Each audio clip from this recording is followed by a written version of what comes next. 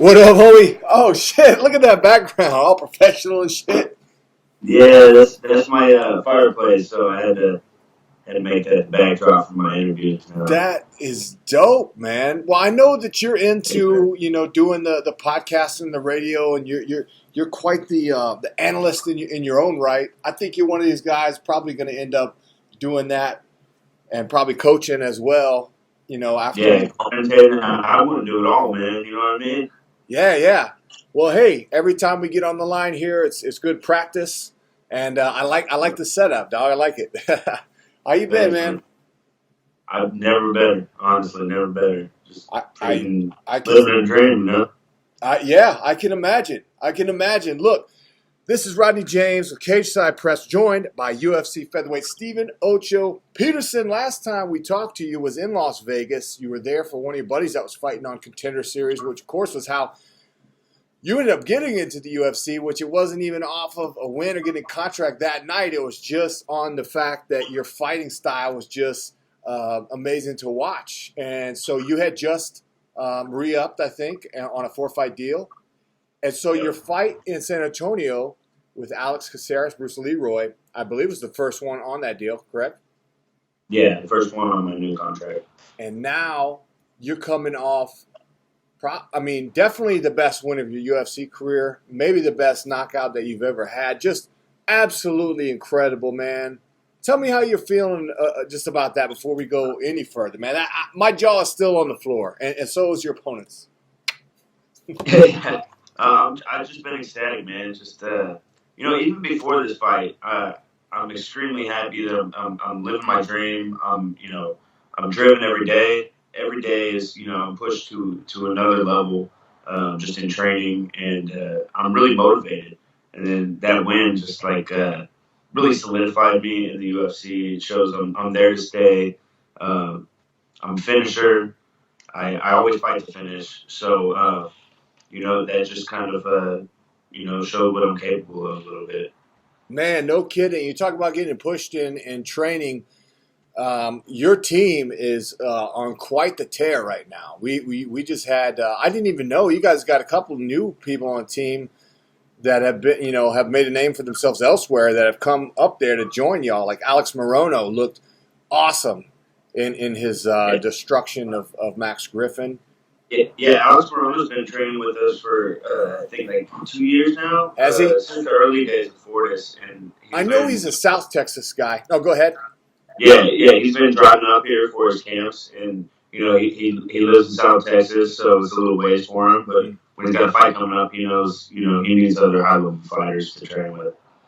Yeah, and there's a lot of places that he can go in Houston, even San Antonio. But I think if you just talk about the pure, raw amount of talent and coaching all under one roof, Fortis MMA is making the case for being the king of Texas I'd say without a doubt. and trying to be. Except Coach Safe is just the best coach in the world, and he's shown it time and time again. And I feel like he hasn't got the respect that he deserves. He should be without a doubt Coach of the Year. But in time, it all comes down to producing champions, Mhm. and we know we have champions in the room. It's just a matter of them being able to showcase their skills time and time again and work their way up the ranks.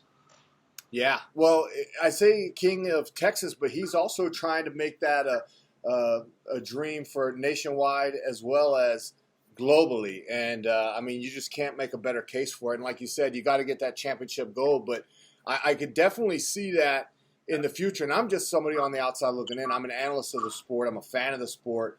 And I'm just excited, man. Dallas, Texas, is my hometown, so it's great to see. Yeah, it's awesome. It's been a long time coming, and we're finally getting some of the recognition that we deserve. Yeah, and then you got another South Texas guy, Diego Fajeda, is coming all the way up there too because he's got his own school down there. I think we talked about that a little bit, and then my memory was reminded on the broadcast. They were talking about it the last time. I don't know. Last time Fortis was on the card, which I think was the Tampa fight. I think might have been. Yeah, What was we the had other? You Jeffrey guys have Andrews come do his camp with us. Uriah Hall came and did his camp with us. who was the guy that was from was training here at Extreme in Las Vegas, and now I was surprised to see him go. And who was that? Uriah Hall. Oh yeah, Yeah, what's it Uriah like with Hall's him in there? with the team really well. He's just he came here like the first 2 weeks. He just fit right in. He's one of the guys now. He's a monster. I've never actually gone with him in the room, but I've heard stories. And a matter of fact, I know he's put a few training partners to sleep in there. So he's one of those guys. He'll go as hard as you want, but if you go too hard, he'll probably make you pay for it. Not you specifically. You know what I mean? Yeah, it's the type of thing where when you put him in danger, that's when you see his best. And then that's the same thing with me. Like, you won't see my best, what I'm really capable of, until you see me in danger, and then that's when sparks start to fly. Yeah, well, in your fights, we see it every time because it's always the best Ocho is the one with the crimson mask. You've got all that scar tissue there for a reason, I guess, right? That's kind of like your bloodletting. That's what really brings out the beast. It's part of the show, man. It's part of the show. If there ain't no blood, there ain't no show. I like that, man. My last fight, it was me bleeding, though. So, but there's got to be blood. That's good point, sir. That was a fantastic fight. And I have to think, coming into UFC Mexico City, you had a chip on your shoulder. I know. I hung out with you a little bit during fight week in San Antonio.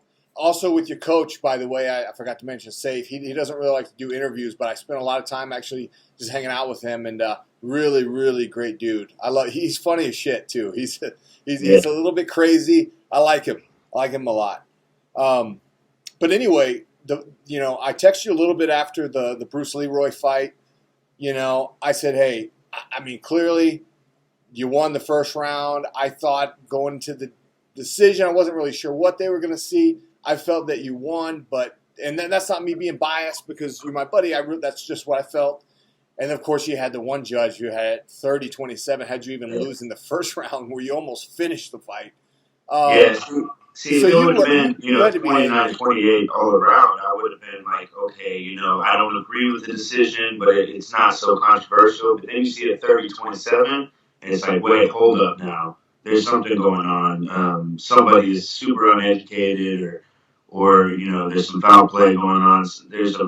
You don't score that fight 30-27. There's no way. Yeah, no, I know what you mean. Like.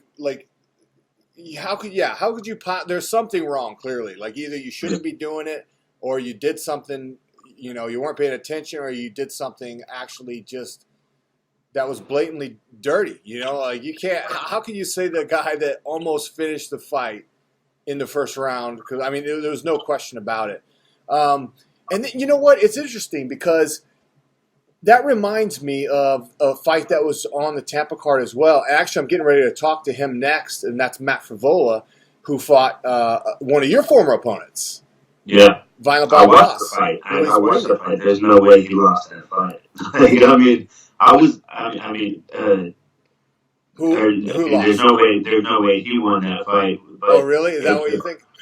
Yeah, that's really what I think. And but what goes around comes around in the sport, and sometimes you get one, and I can't hold it against Favola. I wanted him to win that fight, but I was watching, and I was just like, oh man, there's no way he won that fight. See, I had an interesting take because someone responded to I think something I tweeted or something like that, was like, or maybe it was somebody I was talking to, but they were like, that point fighting kind of thing doesn't really it doesn't do a lot of damage. It kind of looks like you're doing more, and yeah, we could debate that fight all day, I guess, but going back to your fight with Bruce Leroy, that's kind of what I felt about his style. I felt like, yeah, he's got a lot of volume, but he's not really. Every time you throw and every time you land, it was with bad intentions, and there was an impact, and I give him all the credit in the world for taking some of those shots because he did.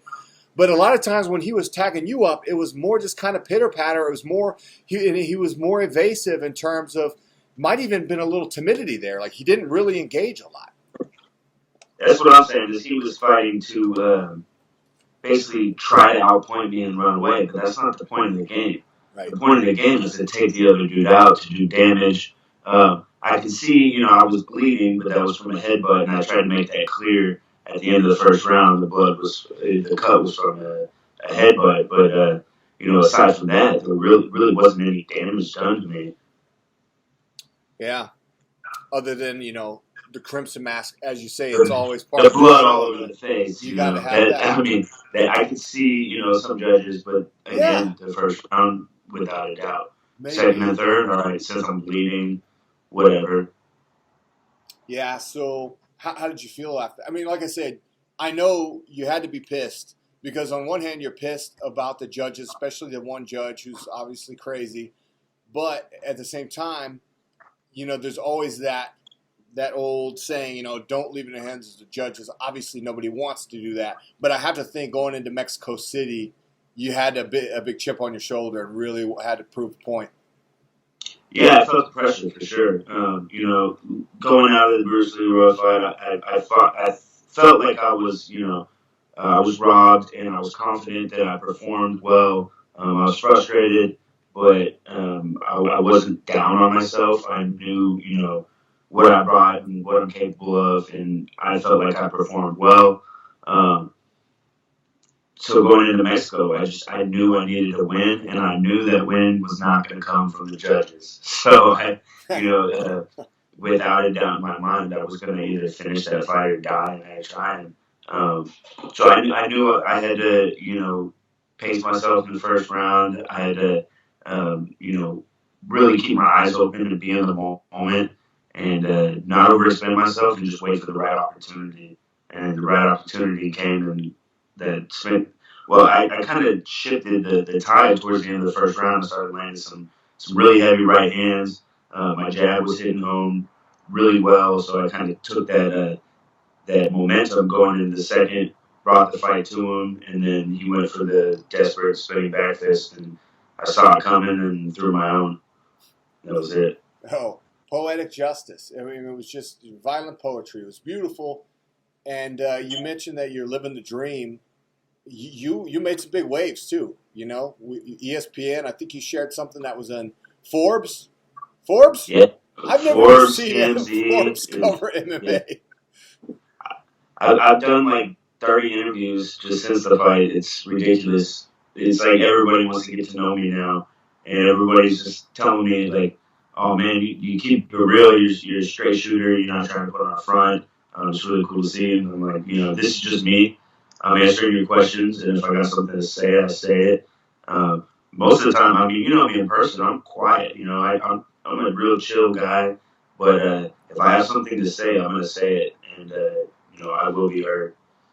And see, I love to hear that. I love to hear that you're getting that recognition, and also that just drives the point home. MMA Soldier, Cage Side Press, Rodney James, man, we love y'all unconditionally, win or lose. We weren't trying to hit you up like you were the next big thing. We already knew, but we've been telling people that for a long time, right? And just trying to get our names out there, and it's about time. What's really cool is since it was on ESPN, since it was on TMZ, it's bringing in more fans to the sport that wouldn't otherwise watch MMA. And I feel like that's something I could really offer the sport and the UFC. Yeah, and so that was another reason I kind of held off. I didn't want to hit you up right away because I knew there was all that buzz around it, and I figured we would catch up eventually. So now that you have made an emphatic statement in your division, who are some of the guys that you're eyeing or thinking about, or do you have a time frame in mind? Because you didn't really take a lot of damage in the fight, and it was a quick turnaround to begin with, really. Yeah, it was 8 weeks from the Alex Caceres fight to that fight, and I'm still fairly healthy. Obviously, got a little injuries here and there. My weapons are damaged. Need some healing time. Sean said I'm likely not going to fight till early next year. I told him if anything big comes up, you need somebody on short notice. I'm your guy. So I know you are. So I know he knows that I'll take any opportunity to raise my stock, and I want those main event fights. I want those big fights. The name doesn't matter to me. I want somebody who's going to take the fight to me, put me in those dangerous situations. So I need to fight my best, and I fight to finish. So that's when I usually find the finish.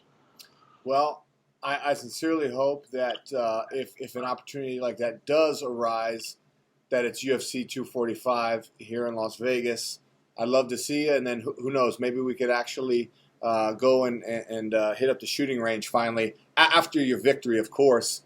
Either way, hopefully you get to come out here just for the fights. Maybe do some promotion, train at the PI a little bit. Yeah, definitely come out and visit. Come out and visit pretty soon. Good, man. Good. Let me know. So there was another fight in your division that was supposed to. Well, it did take place on the UFC Mexico City card. Of course, there was an unfortunate eye poke injury that occurred to Jeremy Stephens. I'm talking about him and Yair Rodriguez. That one has been rebooked for this weekend, UFC Boston. I think this fight is actually be better now because of all that bad blood than it would have been on Mexico City. How excited are you about this fight? Yes, great fight, great matchup. I'm a big fan of Jeremy Stephens. Have been for a long time. That being said, he's in my division, so it'd be a dream to fight him. I really want to fight Yair Rodriguez. I hope he runs through him, and then I get him, coming up the ranks, because I feel like he's highly overrated.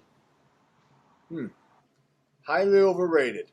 Well, he was supposed to, run through Frankie Edgar, and Frankie Edgar just bent him over and gave him a spanking like he was a little kid in Dallas. If you remember that one. Yeah, kind of gave him that experience factor. Showed him what a vet does. Yeah, that's crazy. So, I don't know, man. There's very few people, and I try to remain fairly objective as a journalist, but not everybody does, and I'm not going to sit here and say I'm infallible. I'm still, I'm a fan. I'm still, a martial artist. I got a lot of friends in this game, but there are very few people that I dislike. I think Jeremy Stephens is one of those guys that I just genuinely don't like because, listen, I know people say, well, don't stop until the ref, pulls you off, but there's also guys that do a lot of walk-off KOs. In other words, when a guy hits the ground, his eyes roll in the back of his head, he's done. And you don't have to go. Jeremy Stephens, it's not just, these are not isolated incidents. This is, to me, he's got a pattern of doing that. He did it to Marcus Davis in a very vicious way. He injured Josh Emmett very, very badly, and he's done it numerous times. I just came off a video of him talking about how he wants to kill Yair Rodriguez, and he was not joking at all. I tell you, I don't take that kind of stuff lightly. Maybe I'm just uptight, but as a guy who's been to combat, if somebody tells me they're going to kill me, like, forget about an MMA fight. Like, now you're talking about now you're getting real. And I've been in a life and death situation like that in combat. And I don't know. It bothers me. What's his character like outside the octagon? You ever run into him? Yeah, he's real laid back, man. He's a chill dude. I think it's all in the gamesmanship. He's getting in his mind. And, people say my last shot on the last guy I knocked out, the hammer fist was a dirty shot. Yeah. And I'm like, I'm trained to fight until the breath stops it. I'm not thinking about, is this guy conscious? Is this guy not conscious? I'm thinking about how much damage can I inflict to make this ref say, no, that's enough. I don't have time. I don't have time to think about if he's conscious or not. It's all reaction.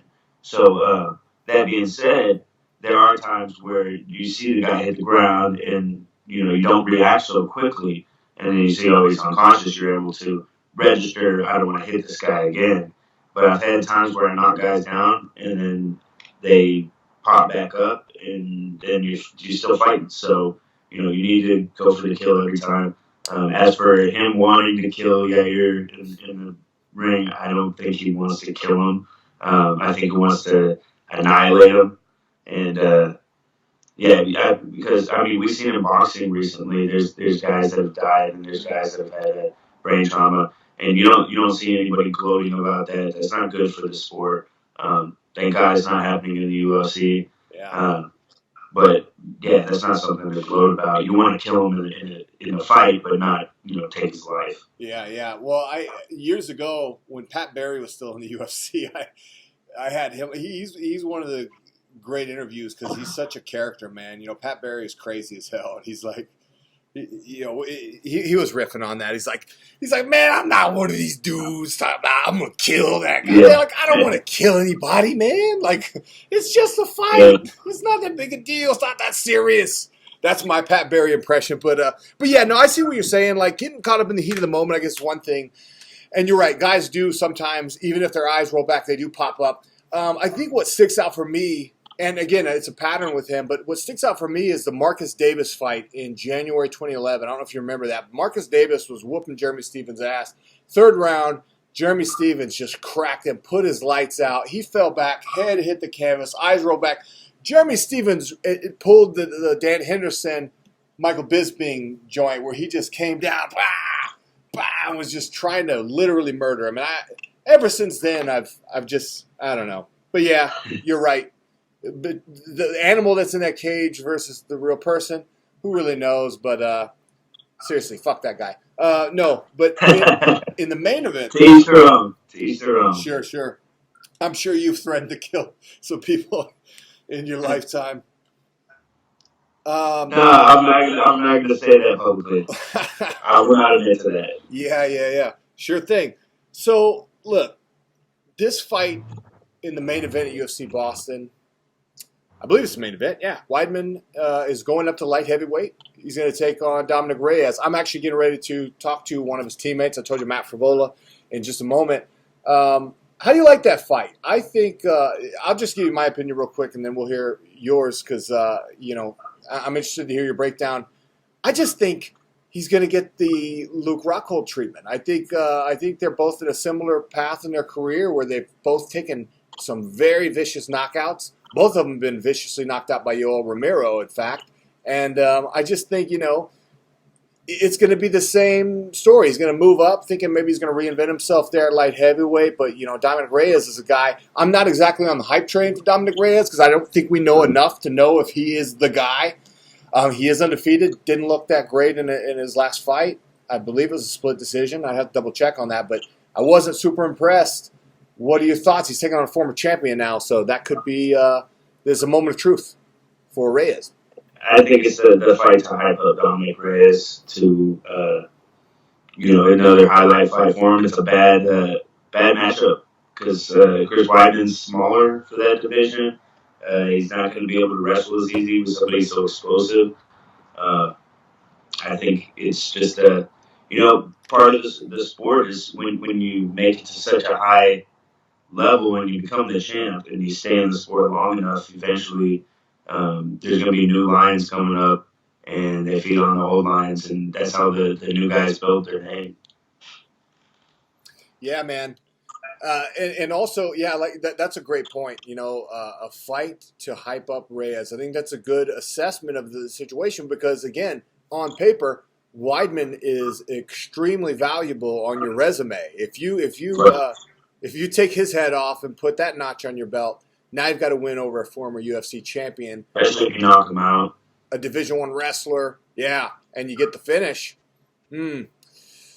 So yeah, I don't know. I'm taking Reyes. I like Chris Weidman. I like him a lot. I think he's a great dude. He's one of those guys that's just at the point in his career where I think, you know what, he's taken a lot of damage. Not just to his head, but to his whole body. I mean, he's a guy who's been plagued with injuries a lot. And then, like I said, we've seen some really bad knockouts also. So it is what it is. It's Matt Frivola. Should I answer it? Get him, man. I'm a fan, but Oh, shit. What's up, brother? What's up, man? You want to do that interview soon, right? Yeah. I was on with Ocho Peterson. I was trying to bring you into the conversation. I don't know what happened. Hold on, let me see if I can add him. You don't like that guy? No, I love that dude. Oh, okay. He's a man. Okay. Yeah.